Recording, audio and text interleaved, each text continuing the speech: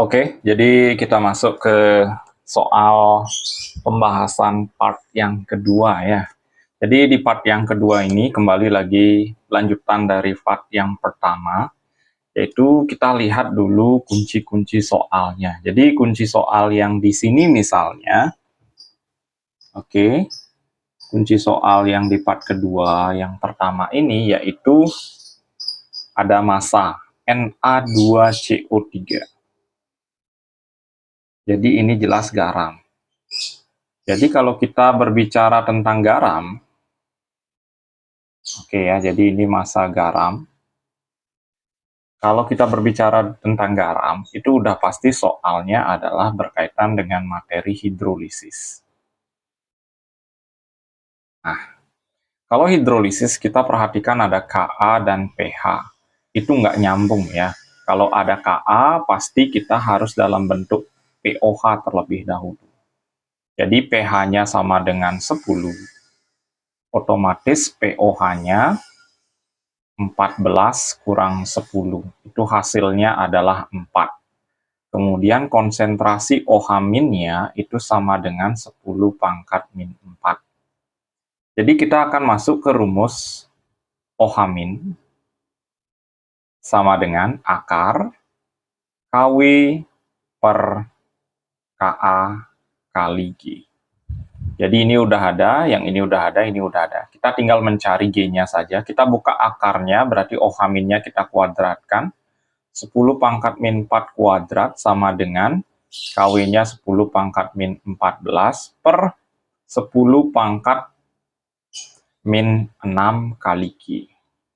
Ini hasilnya 10 pangkat min 8. Hasil pembagian ini juga dihasilkan 10 pangkat min 8. Kita langsung bagi aja G-nya. Jadi hasil G-nya adalah 1 molar. Nah, sedangkan yang ditanyakan di sini adalah massa. Jadi untuk mencari massa, itu kita akan masuk ke rumus G. G sama dengan gram per mr kali 1000 per volume. G-nya adalah 1, gramnya yang kita cari, mr-nya adalah 106, dikali 1000 per volumenya adalah 200. Ini kita coret, ini 1000 ya, kita coret, hasilnya adalah 5, ini bawa ke atas jadi kali, berarti 106 sama dengan 5 GR. Berarti GR-nya sama dengan 106 dibagi 5. Itu hasilnya adalah 10 bagi 5 itu hasilnya adalah 2. 2 kali 5, 10, 6. Jadi hasilnya 21,2 gram. Oke ya, ini ada. Jadi kalau di hidrolisis tidak hanya dalam bentuk MRS, tetapi juga ada dalam bentuk garam tunggal. Jadi beda halnya dengan bab 1 dan bab 2. Jadi bab 1 itu asam atau basa. Kalau di bab 2 itu khusus membahas terkait dengan garam. Oke, next soal berikutnya. Pasangan senyawa berikut apabila larutannya dicampurkan akan membentuk sistem larutan penyangga. Konsep larutan penyangga itu sangat sederhana ya. Jadi larutan penyangga, ini ya, larutan penyangga. Itu konsepnya sangat sederhana dia. Asam lemah atau basa lemah bercampur dengan garamnya.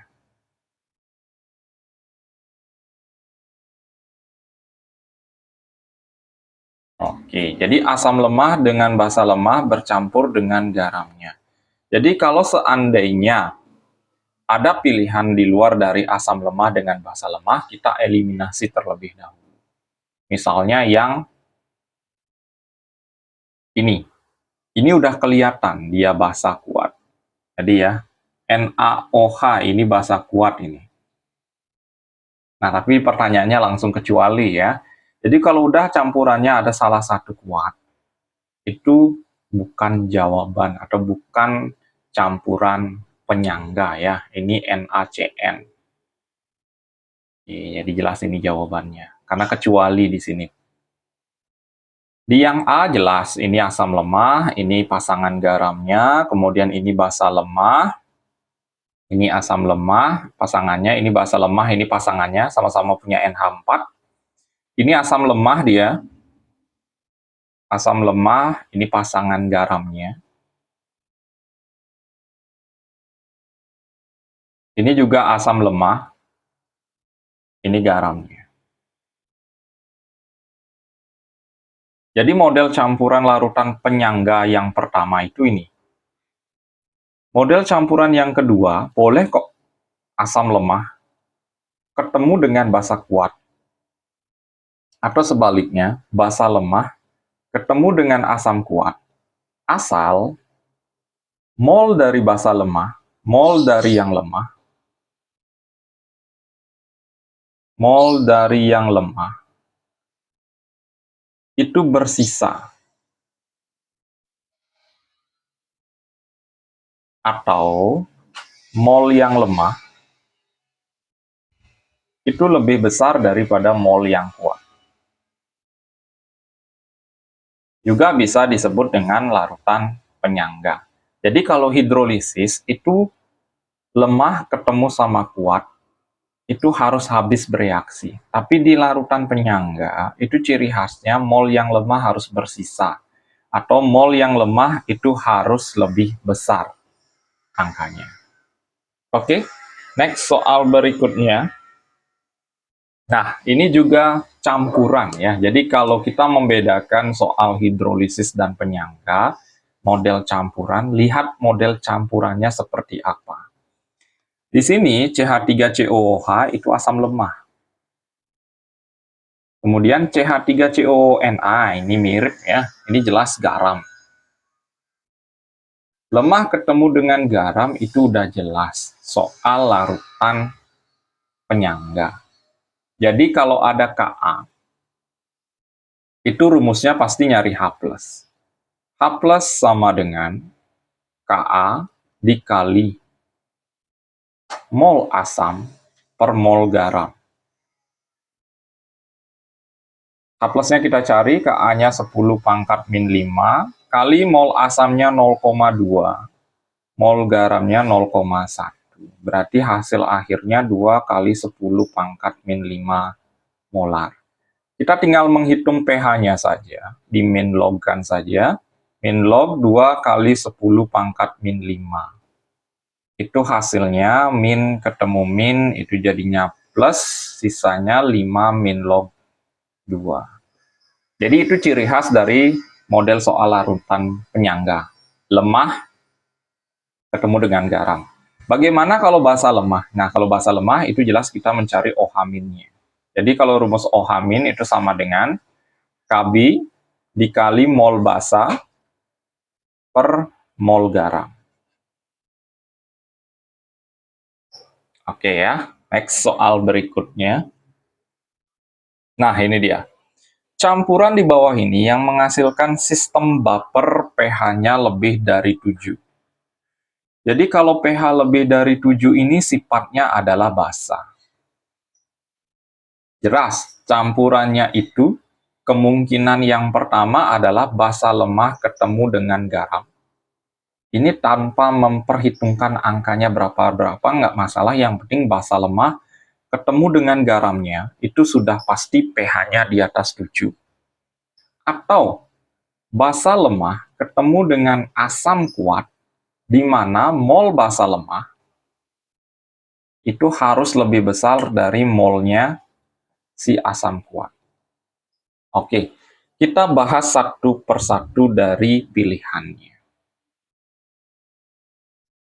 Kita mulai dari option yang E misalnya. Ini udah basa kuat. Option yang D basa kuat.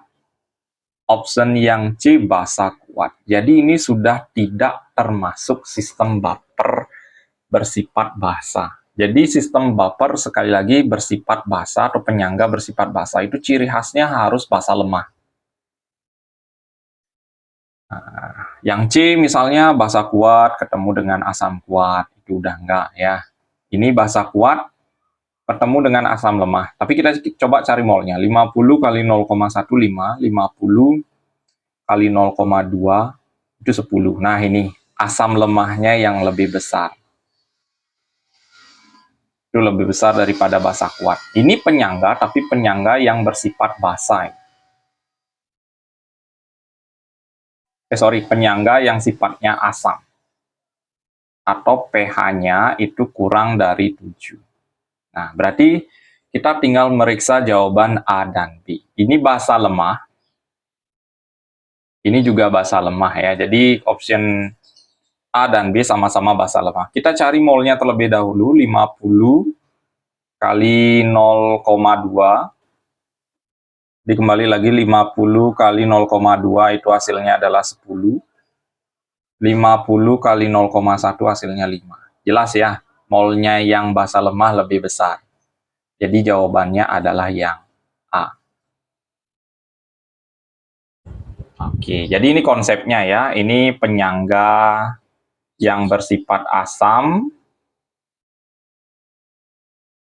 Kemudian yang ini penyangga bersifat basa.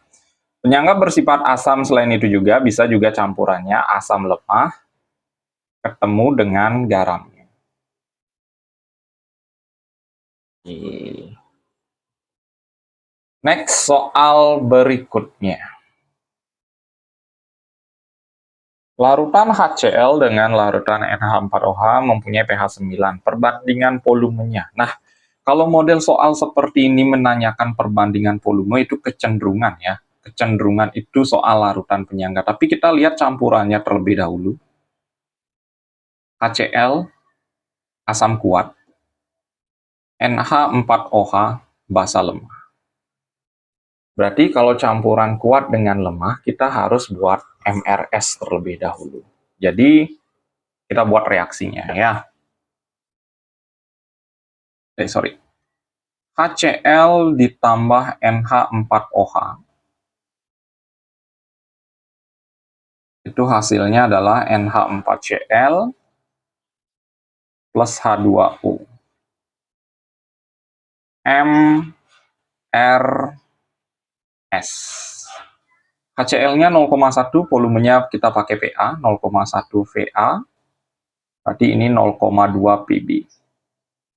Nah, ingat, dalam konsep larutan penyangga, itu yang kuat selalu habis bereaksi. HCl kan termasuk asam kuat dia, berarti kita anggap ini 0. Berarti di sini berkurang.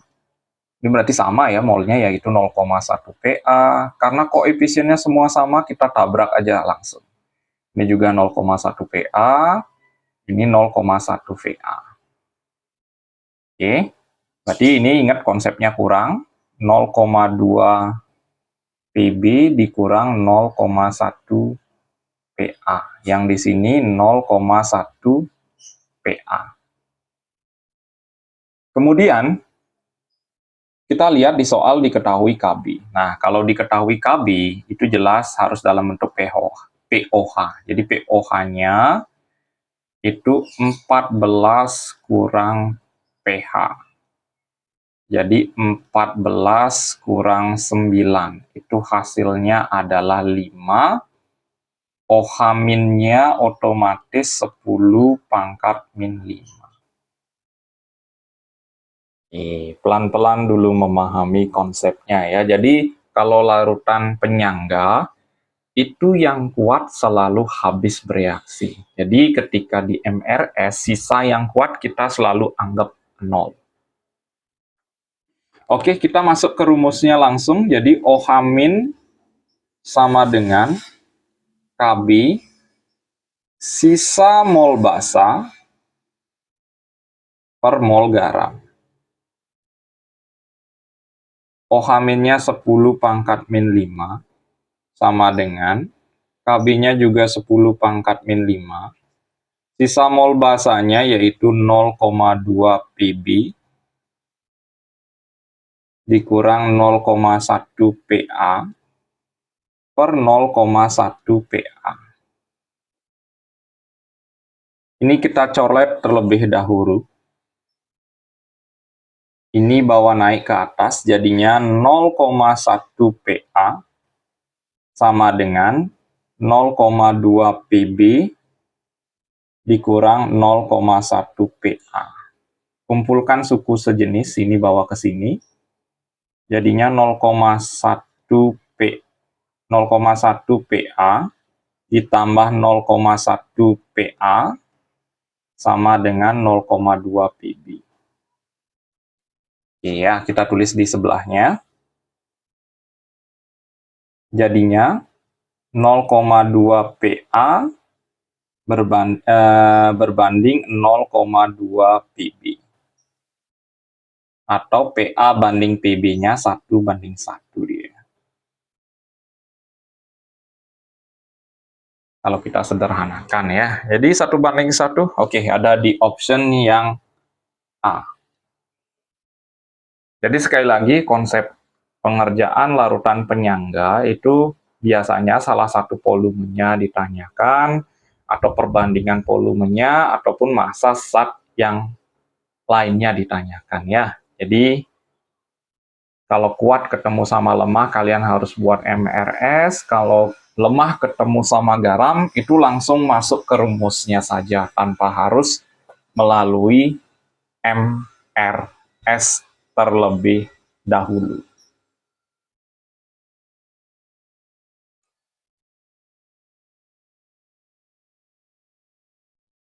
Oke ya, jadi kita lanjut ke soal berikutnya. Untuk membuat larutan penyangga dengan pH 5, maka ke dalam 50 ml larutan asam asetat 0,2 molar dengan Ka 10⁻⁵ harus ditambahkan larutan NaOH 0,5 molar sebanyak berapa? Oke, jadi jelas clue-nya di sini adalah larutan penyangga.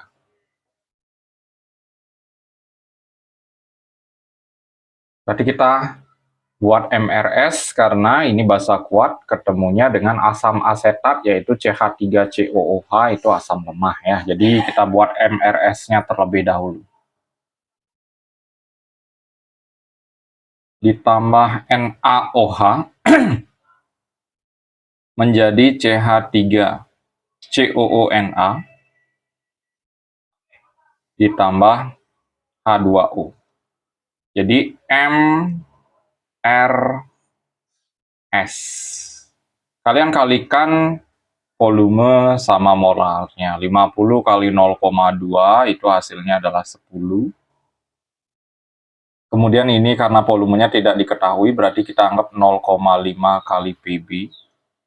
Nah, ingat konsep dari larutan penyangga yang kuat selalu habis bereaksi ya. Jadi kembali lagi sisanya di sini adalah 0, ini otomatis 0,5 PB. Ini 0,5 PB. Berarti di sini 10 dikurang 0,5 PB. Kemudian yang di sini juga sama karena koefisiennya sama ya, 0,5 PB. Ini juga 0,5 PB. Diketahui Ka berarti nyambung dengan pH. Ka-nya 10⁻⁵, pH-nya 5, berarti H plus-nya itu sama dengan 10⁻⁵. Jadi kita langsung masukkan ke dalam rumus saja, H plus 10⁻⁵ sama dengan Ka-nya 10⁻⁵ kali sisa mol asam. Jadi sisa mol asamnya 10 dikurang 0,5 PB per 0,5 PB. Ini kalian bisa coret terlebih dahulu. Ini lempar ke sini, jadinya 0,5 PB sama dengan 10 dikurang 0,5 PB. 0,5 PB kumpulkan dengan suku yang sejenis, jadi 0,5 PB ditambah 0,5 PB, itu hasilnya adalah 10, berarti PB atau 1 PB sama dengan 10 ml. Oke, ada ya, option yang B. Jadi sama halnya dengan soal sebelumnya, karena ini kuat sama lemah, jadi kalian harus buat MRS, di mana clue-nya itu yang kuat itu harus habis bereaksi, alias sisanya adalah 0. Jadi baru kalian bisa melanjutkan ke tahap perhitungan berikutnya. Oke, next soal berikutnya. 500 ml larutan penyangga mengandung NH3 dan NH4Cl. Oke, kita lihat dulu campurannya. Ini basa lemah. Ini garam. Berarti kalian nggak usah buat MRS di sini. Dan molnya pun juga sama ya, yaitu 500 kali 0,2. KB berarti kita nyari OH-. Ini tanpa MRS karena campurannya lemah ketemu sama garam ya. KB dikali mol basa per mol garam. Jadi sama dengan 10 pangkat min 5, itu kalian tinggal kaliin aja 500 kali 0,2-nya, itu otomatis hasilnya 100. Ini juga hasilnya sama, yaitu 100. Kalian coret, itu hasilnya 10 pangkat min 5. Berarti POH-nya itu sama dengan min log 10 pangkat min 5. Itu hasilnya adalah 5. Jadi pH-nya kalian tinggal kurangi saja, 14 kurang 5, itu hasilnya adalah 9. Oke, ada di option yang D. Oke ya, jadi kalau kalian itu melihat di campurannya itu lemah ketemu sama garam, jadi nggak usah buat MRS dan itu sudah pasti model campuran penyangga. Kalian langsung masukkan saja ke rumus yang sudah kita bahas sebelumnya ya. Oke, next soal berikutnya. Sistem buffer atau larutan penyangga utama dalam darah. Oke, ini pemahaman atau pelajaran teori ya. Jadi di sini kalau dalam darah itu jelas, yaitu jawabannya yang option C ya. Oke, jadi ini tidak ada pembahasan detail, nanti ada yang intrasel dan ekstrasel. Jadi salah satunya yang di dalam darah yaitu H2CO3 dan HCO3-. Oke, next soal berikutnya. Oke, kita sudah masuk ke materi yang terakhir yaitu materi koloid. Dari perbandingan sifat koloid dan suspensi di atas yang tidak sesuai. Secara makroskopis ini artinya kasat mata ya. Terlihat homogen, jadi antara fase terlarut dan pelarutnya itu tidak bisa dibedakan. Benar sih, koloid seperti itu. Kalau heterogen suspensi ini contohnya adalah air kopi ya. Jadi kopi dan airnya itu masih bisa dibedakan. Ya. Jadi benar. Di sini yang ditanyakan yang tidak sesuai. Dua fase mungkin yang dimaksud di sini kalau secara mikroskopis ya koloid masih terdiri dari dua fase dia. Stabil ya, kalau secara makroskopis dia memang stabil. Ini tidak stabil, tidak dapat disaring dengan penyaring biasa, benar? Dapat disaring, benar. Jadi jelas ya, ukuran partikelnya di atas dari 100 nanometer. Sedangkan yang suspensi yang harusnya lebih besar, itu malahan di antara 1 sampai 100 nanometer. Jadi jelas jawabannya itu adalah yang nomor 2. Oke, kita masuk ke pembahasan terkait bagaimana caranya membedakan koloid, suspensi, dan larutan ya. Nah, ini dia perbedaan antara larutan, koloid, dan suspensi dari segi ukuran partikel, jumlah fase, kestabilan, bagaimana caranya memisahkan, penampilan fisik secara makroskopis dan mikroskopis, kemudian contohnya dalam kehidupan sehari-hari, itu sudah ada di sini. Jadi kalian bisa lihat bagaimana caranya membedakan larutan, koloid, sama suspensi. Selain itu juga, ini biasanya ketika di ulangan umum ataupun ulangan harian berkaitan dengan koloid itu sering dikeluarin bagaimana caranya membedakan larutan, koloid, dan suspensi. Oke, next soal berikutnya ya. Yang merupakan contoh aerosol. Oke, jadi di sini penekanannya salah satu contoh koloid. Nah, di bawahnya sudah ada langsung pembahasannya ya. Aerosol itu adalah campuran fase terdispersinya adalah padat, medium pendispersinya adalah gas. Contohnya adalah asap sama debu. Oke ya, udah langsung diisi pembahasannya di sini. Asap dan debu, yaitu 1 dan 3. Kalau kita berbicara cat dan santan, ini termasuk partikel koloid, cuma bukan aerosol. Kita lihat cat ini masuk ke contoh koloid apa ya. Nah, ini contoh cat itu termasuk sistem koloid sol, padat dalam cairan. Kemudian santan itu kalau nggak salah emulsi, ya benar ya. Cair dalam wujud cair atau cair dalam cairan itu emulsi, salah satu contohnya adalah santan. Oke ya, jadi udah langsung ada pembahasannya di sini. Jadi ini biasanya sangat sering keluar ketika ulangan akhir semester ya, khususnya di semester genap. Tidak hanya kalian bisa membedakan apa itu koloid, larutan, maupun suspensi, tetapi juga jenis-jenis koloid beserta contohnya dalam kehidupan sehari-hari. Oke, next soal berikutnya. Cara pembuatan koloid dengan mengubah partikel-partikel kasar menjadi partikel-partikel koloid disebut dengan. Nah, cara pembuatan koloid itu ada dua ya. Jadi di sini kita langsung bahas itu nih. Cara pembuatan koloid ada dua.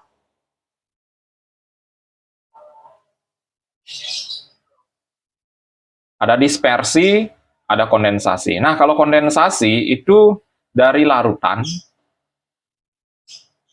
itu diubah menjadi partikel koloid ya. Kalau di pengertian soal, partikel yang lebih kasar, artinya dari suspensi. Nah, ini dispersi dia. Kalau dispersi itu pembentukan partikel koloid dari suspensi menjadi partikel koloid dia.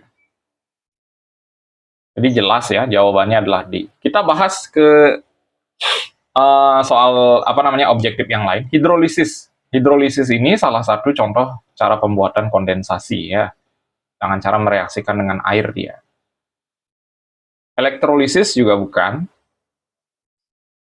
Koagulasi, nah ini termasuk sifat koloid dia. Jadi kalau di materi koloid itu yang paling sering dibahas biasanya itu udah cara membedakan koloid, suspensi, dan larutan, jenis-jenis partikel koloid. Kemudian yang ketiga itu adalah sifat-sifat koloid. Kemudian yang keempat cara pembuatannya ya. Mungkin di slide berikutnya bakalan ada cara pembuatan atau mungkin contoh-contoh sifat partikel koloid ya. Kita coba buka terlebih dahulu. Oke, masih soal ya. Pembuatan koloid yang tidak tergolong cara kondensasi. Oke, berarti dia termasuk ke dalam cara dispersi ya. Kita cek dulu terlebih per objektifnya, kita coba bahas satu persatu. Nah ini, tadi salah satunya ada kata hidrolisis. Hidrolisis ini masuk ke dalam kondensasi.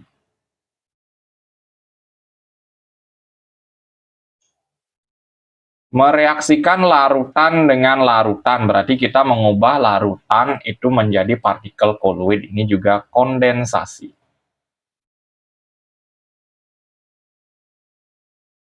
Kegiatan reduksi suatu larutan, ini juga jelas kondensasi. Pembuatan sol belerang dengan mengalirkan gas. Nah, ini partikelnya lebih kecil dibandingkan koloid, jadi ini juga kondensasi. Jadi jelas, pembuatan kanji dengan cara memanaskan, jadi memanaskan ini fisik dia ya.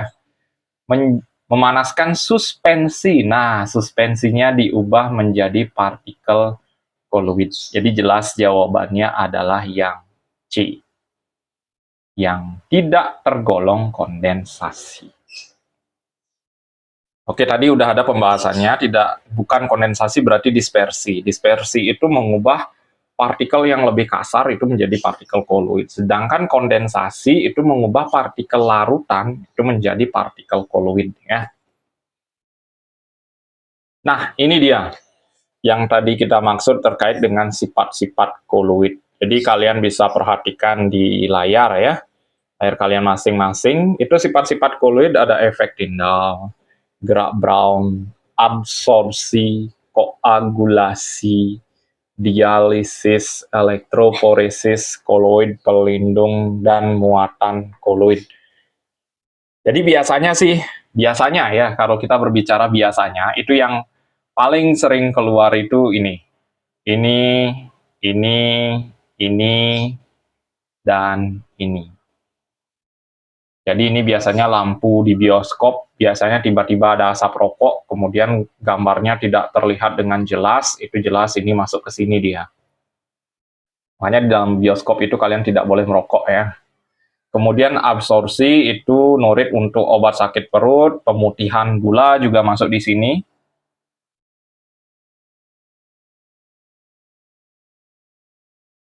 Itu juga masuk di sini. Ini telur yang direbus, menggumpal, ini biasanya delta sungai. Kemudian apa ya? Yang lagi satu, oh ya, pembentukan karet.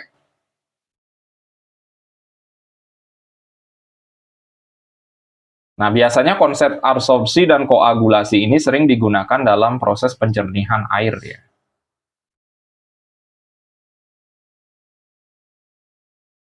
Dialisis ya, cuci darah, itu nama alatnya adalah hemodialisis.